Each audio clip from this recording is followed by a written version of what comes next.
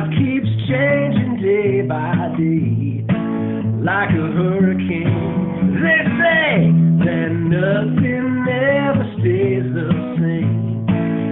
But what became of the love that we once had? And when the good times turn to bad, remember, it ain't the big things that make my heart sing. I'm just waiting on the phone to ring, 'cause it's a small talk, makes a bigger picture. Brothers and sisters, it's a small talk that paints a bigger world. So when you're out there on your own, far away from home, and you're searching from your soul for some love solid, just remember this, it's a small talk, paints a bigger picture. That's where the heart is. It's a small talk, it makes a bigger world.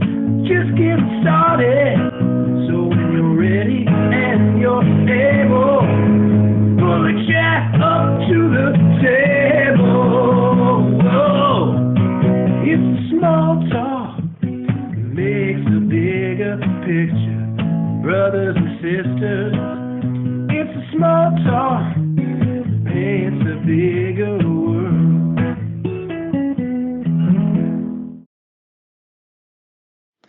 All right. Well, welcome everybody to our next episode of Big Conversations with Small Talk. I'm Alex again, here with Sarah and Megan. We're excited to bring you another episode of our show this week. We had something that we did that was pretty fun, where we usually we have backgrounds, so you see that it's just blank behind all of us. There's nothing really to see. So we had a short sort of contest between the three of us. We posted our pets on Facebook for people to vote on which pet would be the background for the show today. So I don't know if I'm excited. I'm disappointed. My pet didn't win. It's heartbreaking. Yes, it was really rough. And especially when you come in last place, that's the worst. But it's okay. I think a cute animal won either way. So Megan's cat Jack was our winner. She, I think, did some great lobbying and got Jack out there to a lot of people. So well-deserved win. So I guess we can all go ahead and, post Jack as our background now. Officially proclaim him the winner. So we wanted to take a little bit of time too to, everybody was voting on these, animals that nobody knows about. We wanted to take some time to get to know who Jack is, what his likes and dislikes are. So we had a quick lightning round of questions that Sarah came up with. So we're going to grill you, Megan, on your cat and learn a little bit about him, since he's going to be featured heavily in this week's episode. So, all right. So what is Jack's favorite pastime? Jack really likes to go outside. As you can tell from his picture, he likes to go on a leash and just hang out in the yard. Okay, great. Okay, what is Jack's middle name? Jack is kind of short for Jack-o'-lantern or Jack Skellington. He's the pumpkin cat. Love it. All right, what's Jack's favorite food? Jack likes wet food or catnip, but he doesn't really like to eat the catnip. He just gets it all over his face. Rolls around in it. What kind of wet food is his favorite? I think he likes the chicken one the best. Good choice. Yeah. Does Not he that I human eat cat food, but yeah. Yes, he really likes beef sticks and pizza. He likes pizza. If you should. Like a whole slice. He's like pizza cat instead of Yeah. pizza cat. Okay, what is Jack's biggest pet peeve? Probably when his brother cat Hank won't play with him. Oh, so sad. Yeah, sometimes Hank is a little mean. Jack keeps trying to be friends. Well, good for Jack. He's not giving up.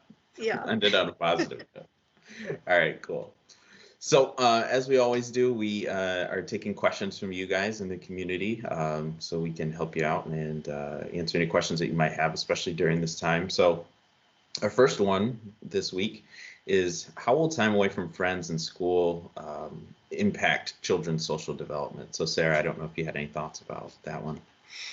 Yeah, I think this is a good question and a really important thing, that I'm sure a lot of caregivers are thinking about right now. And it's a little hard to say exactly what's going to happen because we don't know, how long this stay-at-home order is going to last. And this is kind of a new situation that our world hasn't really experienced before. So, obviously I don't have an exact answer for what's going to happen and how this will impact kids, but we do know a few things. So we know generally that kids are pretty resilient, meaning that they can kind of bounce back from some difficult things that can happen to them. And there are a number of ways to kind of improve this resiliency and things that, caregivers can do with their kids right now to help to prevent some long-term, lasting impacts on their social development. So I really wanted to focus on the importance of play when I was answering this question, just because play is so important for kids in terms of facilitating some cognitive development, but also really important with these social skills, that we're maybe worried will decline a little bit during this period of isolation. And so for kids who are quarantining or staying at home with siblings or with other children in the household, definitely encouraging play between them is really important right now.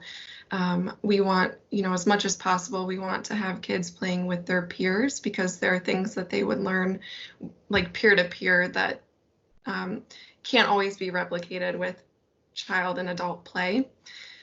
So there are things to be learned, such as like the importance of sharing or taking turns, even like learning about empathy and thinking about how other people or toys might be feeling in certain situations. But this isn't to say that, if your child is alone in the household, is the only child in the household, that they're going to be doomed or anything like that. There are certainly things that adults can do to help to facilitate this play as well. And so as much as you can, when you're noticing that your child is in a silly or playful mood, really trying to engage in that kind of attitude and behavior with them as much as possible. And while you're playing, I would recommend just kind of trying to use some emotional language too in the play to help them to think about things that they might be missing a little bit of right now. So for example, saying, I bet your elephant feels really happy right now that you're giving him a big hug. Just something as simple as that can be really helpful. Trying to encourage imaginary play is really important for some of that cognitive development as well.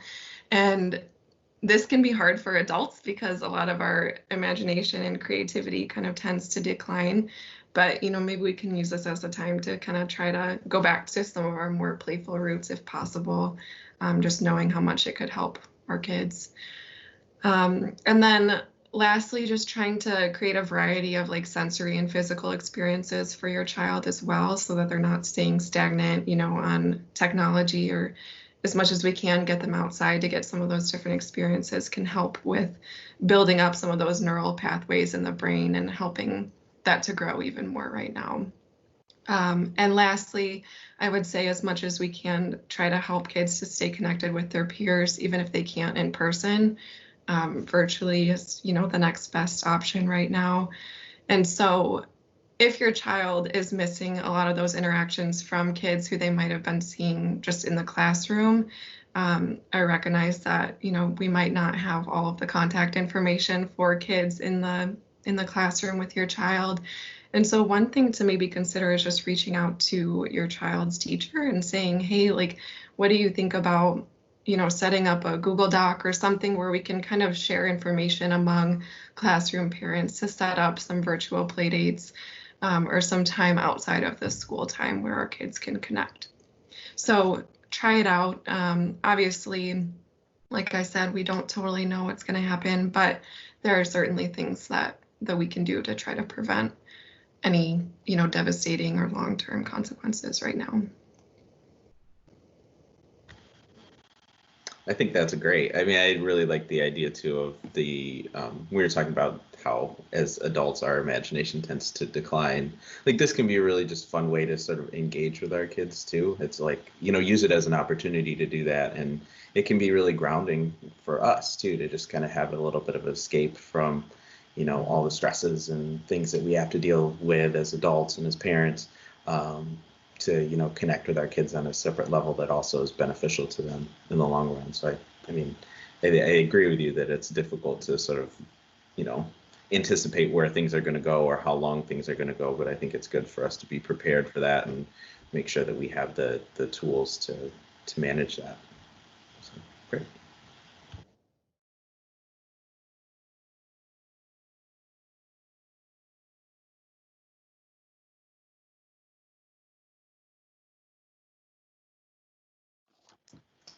All right, and now we'll jump right into Megan's More Than a Minute. So take it away, Megan. Oh, thank you, Alex.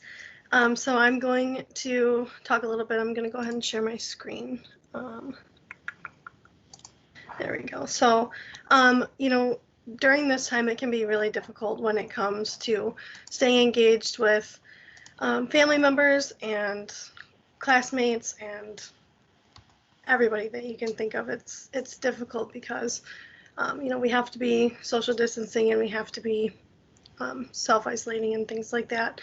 So it can seem really hard to keep those relationships together, and staying connected can be a lot more challenging right now during these times. So right now I have a form that I just kind of made up for you all to just kind of go through different activities that you can do as families, for your kids, for yourself, different things like that. So some different activities that you could be doing for your younger kids and different things like that, or even for yourself as an adult. Starting up a virtual book club, picking different books weekly or monthly or things like that, and going through and reading them, and then meeting maybe one day a week, and just chatting about whatever chapter you read that week, or setting a point in the book to get to. That way you're all kind of on the same page. And then rotating who gets to pick what book, so that way it gives you some time to maybe get some reading done if it's something that you've been wanting to do for a while. But then it also helps with reading development for kids, and allows them to stay connected with their friends or classmates. Taking this time and looking through old family pictures that you have, being able to just kind of teach kids about your heritage, where you came from, great-grandparents, great-great-grandparents, going through all those pictures is always a fun thing to do. And now is the perfect time to sit through and even organizing pictures by family member or generation or things like that. And then using those pictures and creating a family tree. So you can take the pictures, find a family member, give them a call and say, hey, can you tell me a little bit more about your side of the family, or the things that you do, or wherever you live, or the many places that that family member may have lived, and coming up with a great big family tree with lots of detail to be able to share and pass along through the family, which could be a really fun thing to be able to do as well. Having virtual scavenger hunts with kids, letting them challenge each other, say, I want you to go outside and find a rock that looks like this rock that I found, or going outside and finding things that are similar to each other or total opposites or different things like that. And then just kind of keeping in contact with friends and sharing with each other what you have found can be super, super fun activity, and gets kids outside, gets them moving, and still being able to keep that connection. Writing letters, like pen pals, to family and friends that don't live in the house with you. That way you're able to keep connection, but it's a different way because now you have to use snail mail, and things will be slower, but it will be a newer experience for kids who maybe don't get the opportunity to mail things out very often, or even just being able to get a letter in the mail is a really exciting thing for some of the younger kiddos. Planning the same meal as different family members. So maybe one night you're going to FaceTime grandma and grandpa, and you're all going to cook the same meal and sit down and have like a virtual dinner party. That way it feels like you're eating together and enjoying that family time, even though you can't be in the same house. And then even just trying to reach out. I know Sarah had talked a little bit about getting in contact with other classmates when you're just trying to have that connection with different kids and friends in class. So even reaching out to teachers and trying to plan a virtual field trip that everybody can go on together. There are lots of different museums, parks, things like that that are offering free virtual tours. And that's something that's pretty easy to be able to do as a big group too. So there's lots of different fun ways to have that connection and be able to still feel connected, even though we can't all be together right now.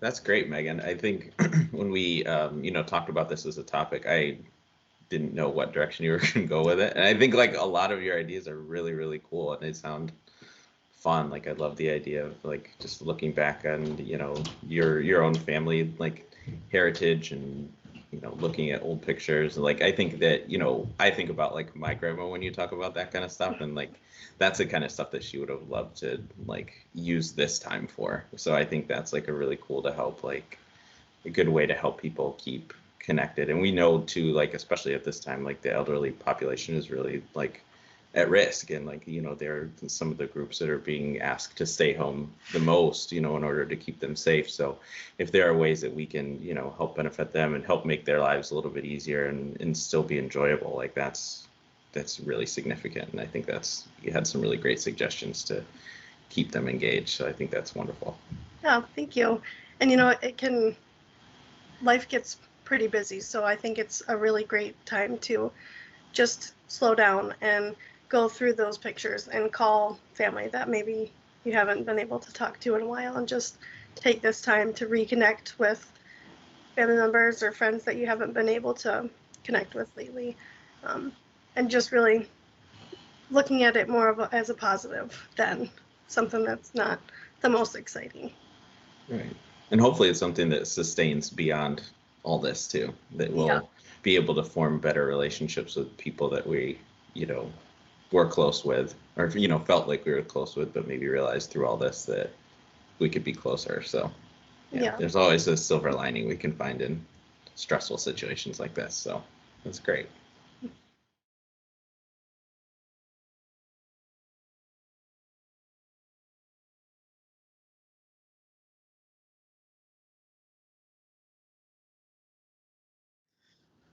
All right, and we're back with our next segment. So skills and support with Sarah. She's going to talk about transitions, really important topic for kids. So, all right, go ahead, Sarah. Okay, so I wanted to talk about transition times today because we've talked a lot on our show in previous episodes about the importance of kind of keeping a daily schedule, for your family to run smoothly right now. But obviously, sometimes transitions can be quite challenging between those activities throughout the day because kids might not want to switch from something that they're really enjoying doing. So sometimes we can see behaviors like meltdowns or temper tantrums, things that can be quite stressful to try to manage for the child and for caregivers. And so I just had some tips that I wanted to share with you today to run through what might make it a little bit smoother during these transition times. So the first tip is to use visual cues. And so you'll see in a lot of the examples that I share today some ways to make things visual so that your child can kind of have a clear representation of what is expected of them during these transitions. So I'll point those out along the way. And next, again, we've kind of talked about this quite a bit, but I just wanted to reiterate the importance of creating routines. So especially for something that needs to be done on a regular, daily basis, it's really important to have consistency with routines, like, bedtime, for example. So this is just a cute little chart that I found that incorporates some visual cues. It has like little clip art icons on it, but also can just be hung up, in your child's bedroom or in the bathroom or a place where they would normally see it, so that when it is time to run through this routine, that's an opportunity for you to kind of just refer to the chart rather than it being completely direction only from you. And that might help your kids to feel like they have a little bit more autonomy, but also just when you can refer to the chart, they might be more willing to kind of follow the directions there. And then next is preview. So by this, I mean just kind of previewing at the beginning of the day what the day ahead is going to look like. So I love this chart because it has Velcro, and you can make your own little cards to stick on the Velcro in the order of what the day is going to look like. And so again, this is bringing back the visual component. And also what you could do when you're making these cards for yourself is to take a picture of your child doing these activities. And that might be a fun way for them to get engaged in creating it, but also, when they can see themselves doing it, it just makes it a little bit more personal and fun. So it is important, you'll hear me talk a lot about consistency. It's important to have kind of a consistent time of the day when you're able to preview the day ahead, and as much as you can make that a daily thing for your child. So, maybe in the morning when they're having breakfast could be a good time just to run through it and see if they have any questions about what's going to happen that day. So next tip is to count down. And so this, I just, by this, I mean giving some warnings of the transition time that is going to be coming up. And so you can see here, I kind of made like my own little visual cue here that I'll explain in a second. But what's important with counting down is just giving them like a few different points of notice that the transition is going to be coming. And so you could start with, you have 20 minutes until it's time to switch to our schoolwork today. You have 10 minutes, you have 5 minutes, and then letting them know when it is a transition time. And this not only helps them to like physically prepare for the transition, but also definitely emotionally get ready for that switch that is ahead. And so what's really helpful with this is making sure when you give them those reminders to also include the specifics of what's going to happen at the transition. So like I said, okay, we have 5 minutes until it's time to switch from your video games to your schoolwork today, and just being really specific on what that switch is. And so here, one thing I just wanted to share with you is that you can make it into a visual element if that's really helpful for your child. If you have a clock at home, you could just find some different color stickers or sticky notes and just put like a different color on each of the different time frames ahead of the transition so that you can refer to the clock and say, okay, we're at the green sticker right now, so that means you have 20 minutes left.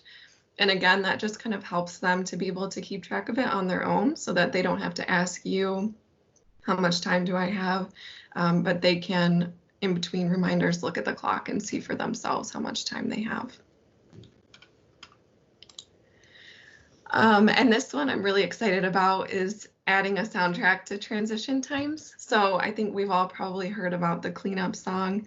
And there's a reason why it's so popular and so well known. It's because it works and it's engaging for kids to, work on those transitions when they can sing a song or hear a song playing during those times. And so these are just some really easy, fun examples of like commonly known tunes that we can kind of change up the lyrics for to fit in with the transition. And these are up on the website, along with some links to YouTube videos that you could use if you're not really one to sing during the transition times.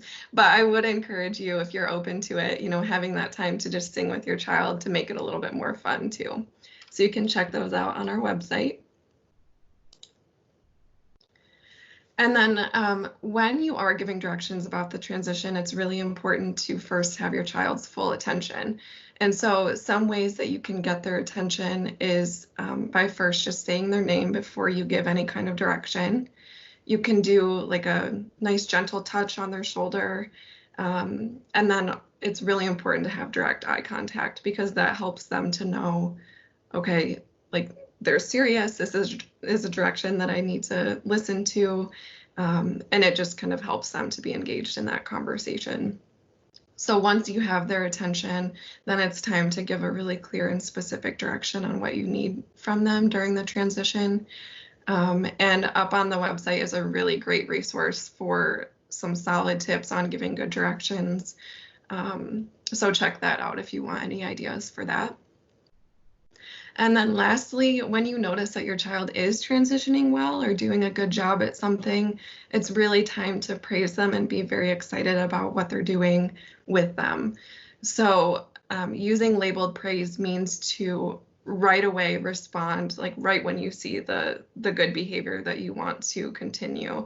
And so being really excited and saying something like, you know, I'm so proud of you for cleaning up your toys right when I asked you to today. And that helps them to just kind of be internally motivated. Like when they can see that they're pleasing you, it helps them to feel like typically, you know, I want to keep doing this. So that's a really great way to encourage the behavior. And there is another resource on the website for some specific ideas of how to incorporate labeled praise as well. So those are all of the tips that I wanted to share with you today. So I hope they're helpful during transition times with your child, and you know, check out the blog on our website for the resources I mentioned. But if you have any questions, as always, feel free to reach out to us. Thanks, Sarah. I love the clock idea. So we've been doing a lot of stuff with timers at our house for my 2-year-old. But then I think it's really cool also because it's like it helps them learn like how to read a clock.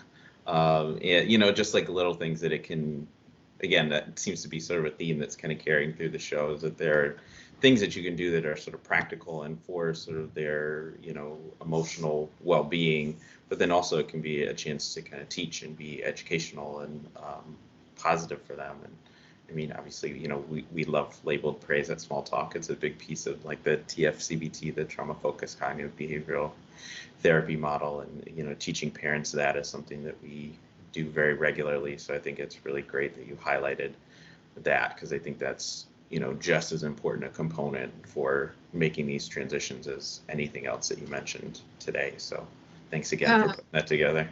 Of course, yeah, and it can help, you know, caregivers feel better when they are acknowledging the positive things too, instead of, you know, feeling like we're so focused on the problem. So it can be helpful not only for the child, but for caregivers as well to notice those great things.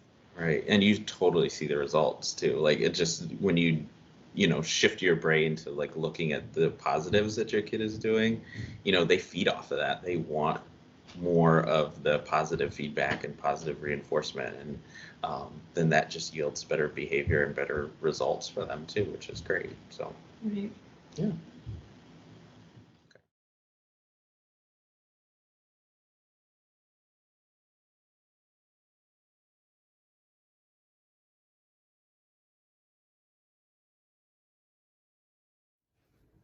Hi everyone, and welcome to Tess Talks, a segment here on Big Conversations where I, Tess, talk about a variety of different things.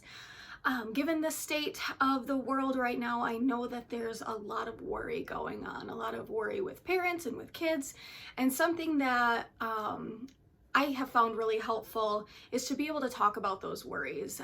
They can be really scary, and being able to openly talk about them can be really helpful and get everybody's feelings out, and we can support each other. A book that I really like to use with kids and parents is called What to Do When You Worry Too Much. This book has lots of different activities for understanding what our worries are and how we can cope with them. And one section that I really wanted to point out was what we can do when our worries feel really overwhelming. And I think that's something that a lot of people are really experiencing right now. So one of the activities in this book is creating a worry time. And that is a certain amount of time that you spend just worrying about all of your worries. Typically, it's about 15 minutes long, and during that time, you are only allowed to worry about your worries. So I'd like to read to you what the book has to say about creating a worry time. So it says, if you are a person who worries about a lot of things, try setting up a worry time. Your mom or dad can help you choose a certain time each day for worry time. Worry time should last about 15 minutes. Your mom or dad will sit with you during worry time and listen to whatever worries you have. There should be no interruptions, no TV, no phone calls, no little brothers wanting to play or big sisters needing help with homework. Worry time is the time to say whatever you want to say about your worries. During this special time, your mom and dad will listen and try to help. And you can create your own sign for worry time so that you know when it's time to have your worries. And when you have that sign up, that can be your worry time and time that you can share all of those worries with your parents. So if this is something that you're really struggling with right now and this uncertainty that we're all dealing with, try creating a worry time and be able to be open and share these worries with each other. And hopefully it'll help, the more you share these worries, maybe you'll get sick of them and they'll just go away. Thanks, guys.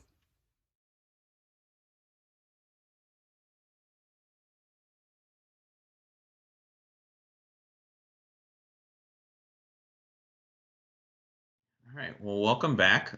We just got our first test talk, so we're really excited to have that as part of the segments that we're going to have going through the life of this show, and we're really excited to have. We liked Tess so much as a guest last time that we invited her back to do her own segment. So, but I want to introduce our guest for this week's show, Jessica Smith, who is not only just a great person, but she's also on our board at Small Talk. And, is a great advocate for the work that we do. So thank you for being here, Jessica. We appreciate you taking the time. Yeah, thanks for having me. I'm very excited. Awesome. All right, cool. Well, as we have traditionally done, we usually like to do an icebreaker question. We all know you and have gotten to know you over the, year or so that you've been on our board, but we want the audience to get to know you a little bit better too. So Sarah's going to pull up our icebreaker question, and we'll have you answer that one. So no pressure. Shouldn't be too bad. I'm ready. All right, so Jessica, this is a wheel of like 20 possible questions that you could get. And we'll give it a spin. I wish you could spin it on your end, but I don't have a way to do that, so I'm going to spin it for you.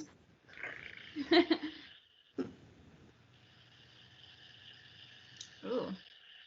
All right, if you could compete in any Olympic sport, what would you choose? And it doesn't have to be something that you're like good at or would actually be able to do.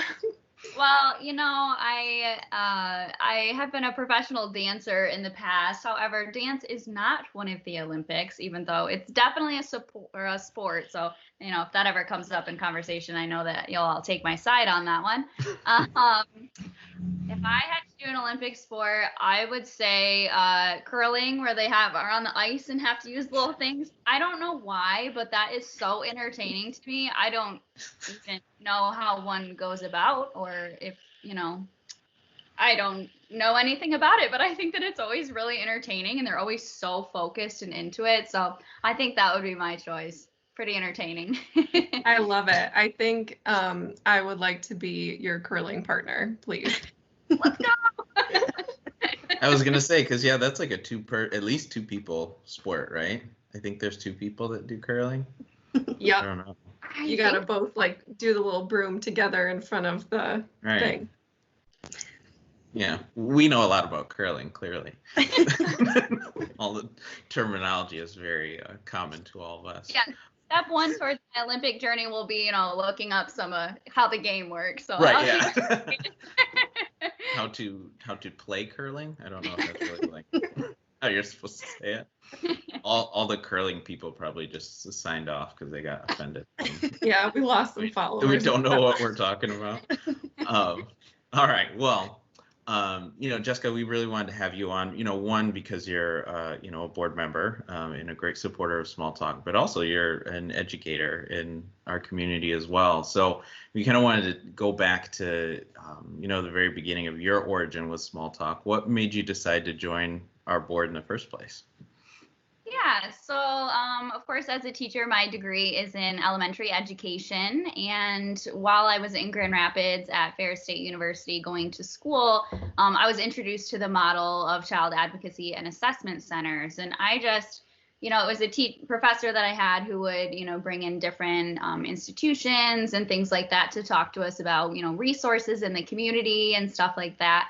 And it was actually the Kent County Child Advocacy Center who had come in, and I was just like, this is amazing. Like, how does not everyone in the world know about this? And I just was astounded by what they do and the magnitude of importance, that has. And ironically, at that time, I had not yet uncovered the depths of my childhood abuse.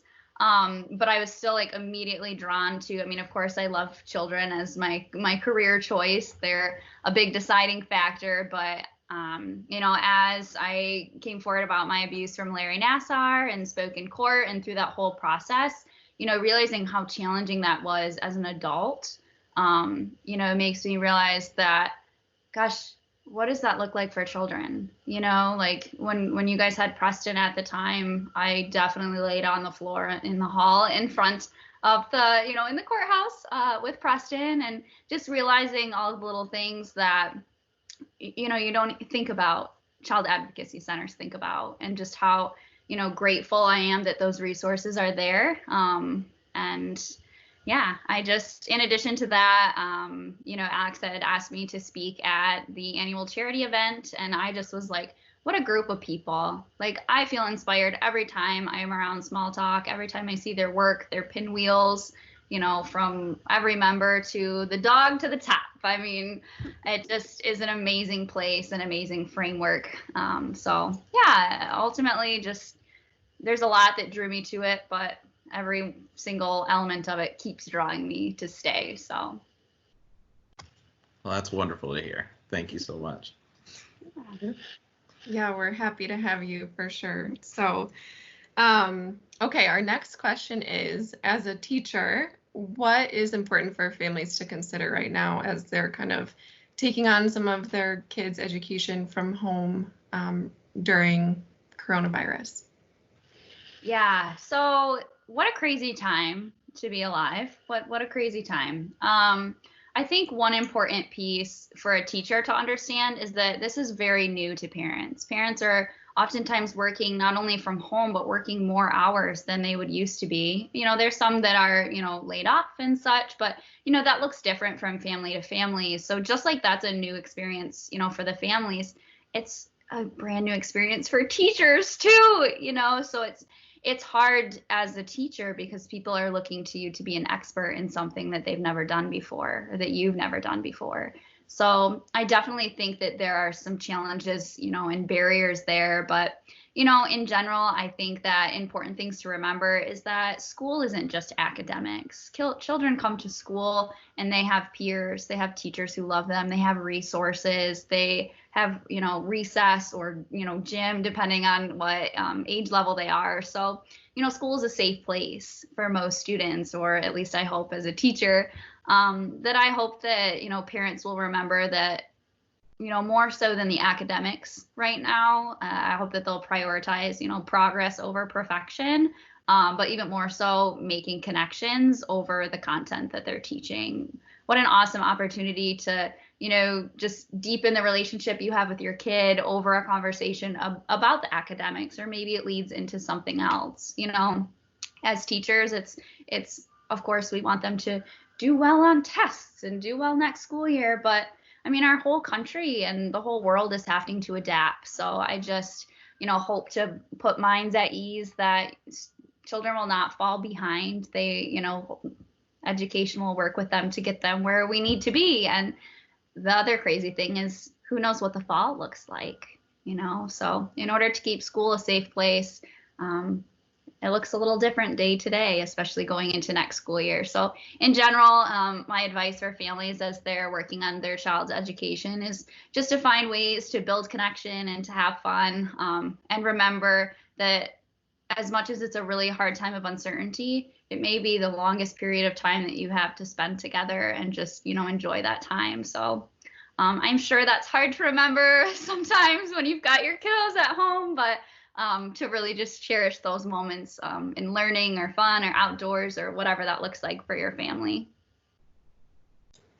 That's great. I love that idea of like progress over perfection. And we were actually just talking about that a little bit earlier in our show. So I appreciate you bringing it back around and just sharing that really important reminder for families right now. So thanks.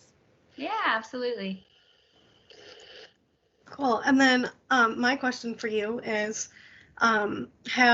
what sort of creative things have you done or seen other teachers do in order to have engagement with families and to be able to make families feel like they're still having contact with their classmates and their teachers and things like that? Yeah, so that's been really fun and really tricky at the same time. They super go hand in hand. There's been a lot of really creative uses of technology. I have been having Zoom meetings with my special education middle school caseload, and that's been really fun. I like to think that we talk about math the whole time and review their content, but most of the time they're like, here's my dog, and this happened yesterday, so that is really fun just to, you don't realize how many conversations you have with these kids every day. And then all of a sudden when they're not there, it's like, I wonder how their pet bunny's doing. And, I'm like, these are the things I need to know. So it's fun to connect with them via technology, but of course a huge barrier right now is the fact that not everybody has internet, whether that's based on finances or just location. I mean, I'm surprised my internet is holding up for this video. I live so far in the country. So in order to offer, equitable learning has been a barrier. But I know I brought up at our last board meeting that there was talk of putting hotspots on school buses and parking them around the community so that people were able to come and either, download or submit things that they needed to. So it's cool to see people come together. In addition to teaching school, I have an awesome opportunity to teach in my community, to teach dance. So I teach ballet for a vast age range. And we had to, of course, postpone our recital that was supposed to be last month. And so we all surprised the studio owner and lined up all of our cars with signs. The kids put on their costumes that they would have worn in the recital, and we paraded past the studio owner's house, and we called it our dance party in the car. So we all just kind of danced around and had music. And ironically, the studio owner lives about a half a mile from me, so it was like pretty easy for me, right out of my driveway.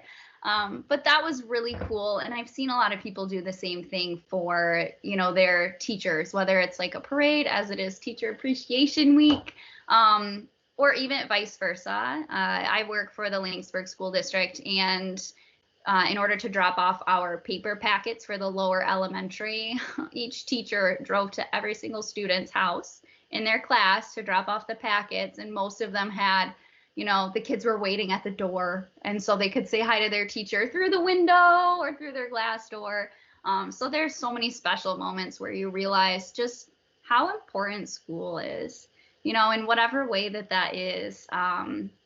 In talking to my 8th graders this week, last week, they're like, I will never want to be homeschooled again, and I will never say I don't like school again. And I'm like, yes, I'm going to remind you of that next year, when we're back in school.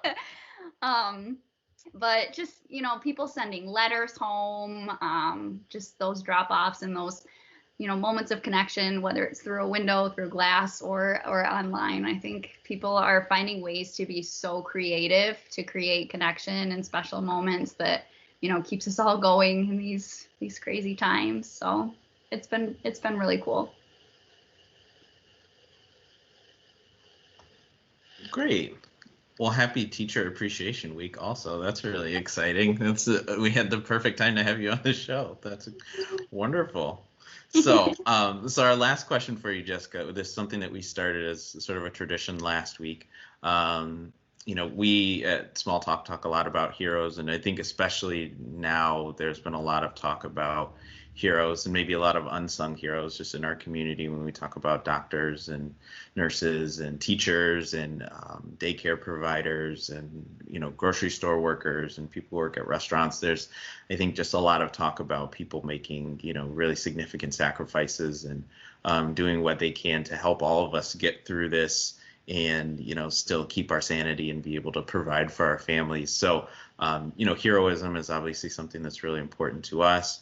But we wanted to know, just kind of from your perspective, especially through the lens of everything that's going on right now, what does being a hero mean to you? Yeah, I mean, I definitely think that being a hero looks very different based on a lot of things. But one common factor that I would say is that someone who is being a hero is someone who will continue to do the right thing, even when no one's looking. I think that that's an important component. There's so many people, we hear about the frontline workers who, of course, deserve every bit of that appreciation. But, they're not the only heroes. The heroes are the people who you don't quite think of, who still get up every day and put other people above themselves for the greater good, even if it's not what's best for them. So I think that children are often heroes in following the pursuit of their dreams, and they often, don't really care who's looking. They're going to do what they want to do, whether that's from pretend play to looking things up online. I mean, it depends on the age, but I just think that a hero is someone who, is very persistent in whatever it is that they believe in, and who does that no matter who's looking, I think would be my best definition. That's a great one that I think we can all agree on for sure. So, but I wanted to again thank you, Jessica, for taking the time to speak with us today.